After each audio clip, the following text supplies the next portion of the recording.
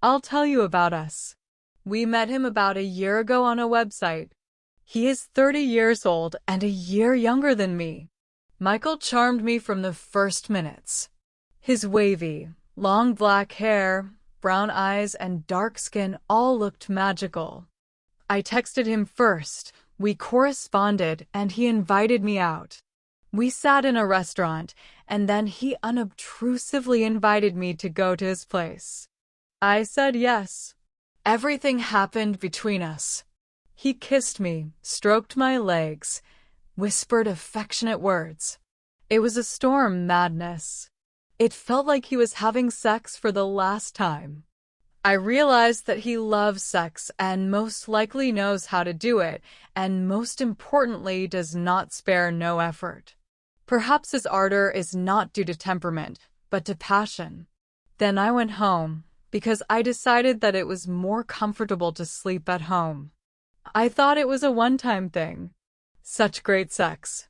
But in the morning, he texted me and invited me to come over. Let's watch movies, spend the day together, he suggested. I was very happy about it and came over. We spent that day well. We talked a lot, watched movies, it was great. So, we started to meet every weekend. It turned out that he is a boss in an international company, comes from a rich family.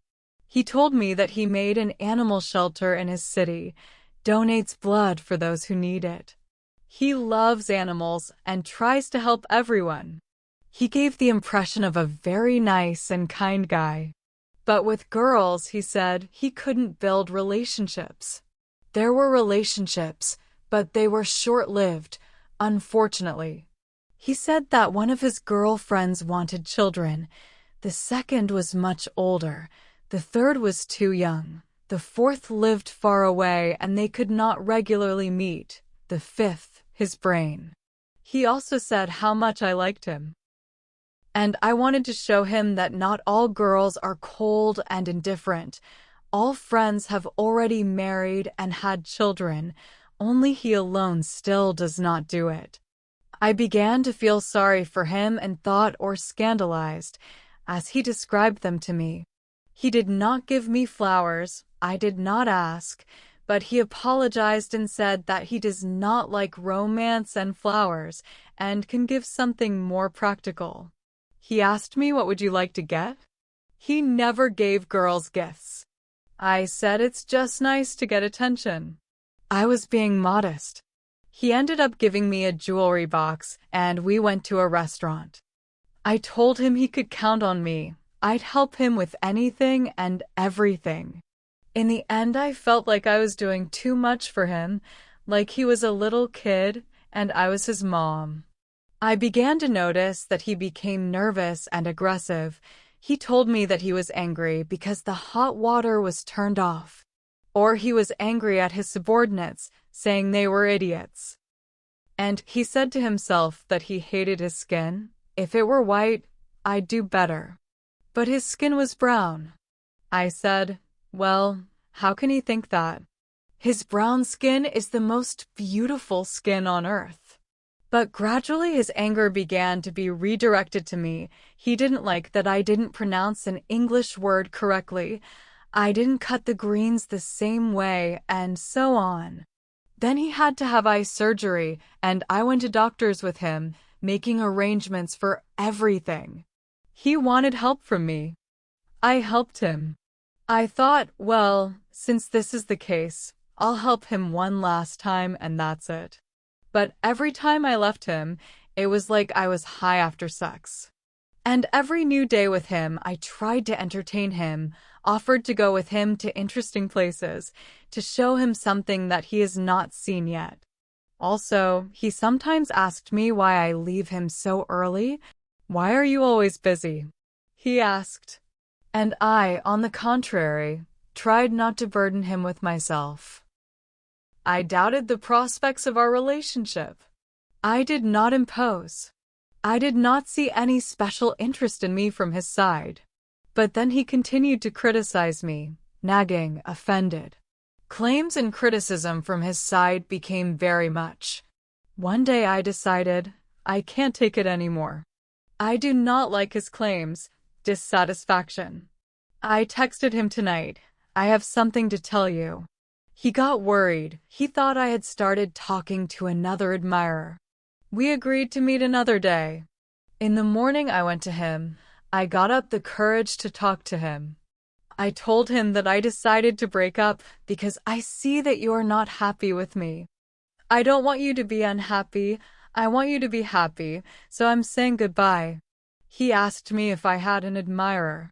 But I pointed out his criticism of me, his shouting at me. He asked me to forgive him for that he wouldn't do it again. I was about to leave. I started to leave, but he squeezed me and said he wouldn't let me go. He held me. I tried to get away, but he wouldn't let go. Then he said, "Give me a hug." I hugged him and cried. He told me not to leave. And I stayed. Then we had sex, and on that beautiful note, after sex, I went home. We kept in touch. For the next month he was attentive and kind, but at the same time he was distant. He was nice to me, but he hid his cell phone from me. And I was freaking out about it. I saw his communication on a dating site. After my angry reaction, he started criticizing me again. In the end, my nervous system was so upset that I started having panic attacks.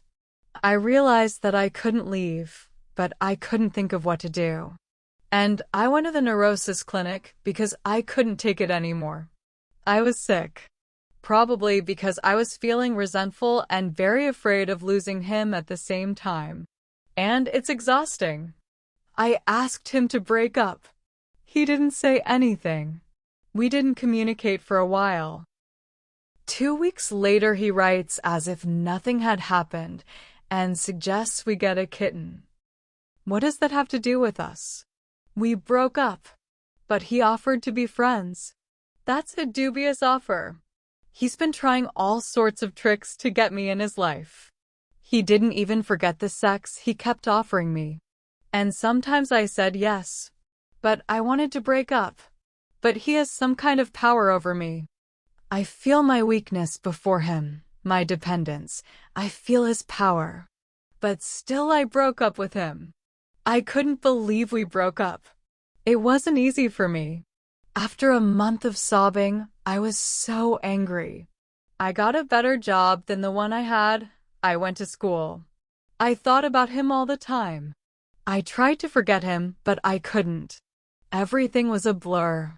I worked like a robot. Later I slept with someone else. I thought good sex would override all the old feelings. But it was so disgusting to be touched by someone other than him that I decided not to do it anymore. I went on dates. Some suitors asked me out, but I couldn't. Then, I decided to change jobs and find an even better one. There were some interesting men at the new job. Some of them showed interest in me. They offered me walks, dinners at restaurants. I flirted with them a little, but there was no sex between us. One of the suitors was more persistent. We met a few times, and one day he invited me to visit, where we had sex. But after sex, I felt only such a wild disgust. I didn't like him. I thought life had taught me nothing. And I thought about Michael. And I got emotional and I texted him, Michael. I just texted him about nothing. I let him know. He wrote back a little dry. We started texting less often. On my birthday, which was 2 weeks later, he wrote me a birthday message. Later, he took me out to lunch. And little by little, we became close again. I began to help him with whatever he asked me to do, just like before. I came to visit him. We slept together, we watched a movie. I hugged him, and I thought I was serving him like a loyal dog. I kissed him and went home. I just realized that sex with him is something I can't go against. I want a relationship with him. Maybe I've got too much on my mind and he's just using me. It's convenient for him. But I depend on him too. I don't understand how to get him out of my head.